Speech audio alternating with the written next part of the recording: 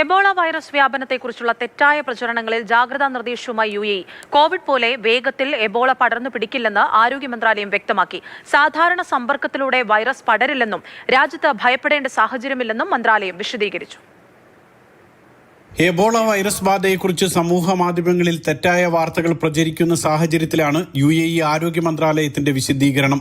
ശാസ്ത്രീയ വിവരങ്ങളെ ആശ്രയിക്കണമെന്നും സ്ഥിരീകരിക്കാത്ത റിപ്പോർട്ടുകൾ നിരാകരിക്കണമെന്നും UAE ആരോഗ്യ പ്രതിരോധ മന്ത്രാലയം പൊതുജനങ്ങളോട് നിർദ്ദേശിച്ചു. രാജ്യത്ത് ഈ മാസം അവസാനത്തോടെ വേനൽക്കാല അവധി ആരംഭിക്കും. നിരവധി പേർ വിദേശ രാജ്യങ്ങളിലേക്ക് ഇക്കാലയളവിൽ യാത്ര ചെയ്യും. ഇതുകൂടി പരിഗണിച്ചുകൊണ്ടാണ് ആരോഗ്യ മന്ത്രാലയത്തിന്റെ പ്രത്യേക സർക്കുലർ. വിമാനത്താവളങ്ങളിലെ പരിശോധനാ നടപടികൾ, ദേശീയ നിരീക്ഷണ സംവിധാനങ്ങൾ, ആരോഗ്യ സംരക്ഷണത്തിനുള്ള പൊതു പ്രോട്ടോകോൾ തുടങ്ങിയവ നിലവിലുണ്ട്.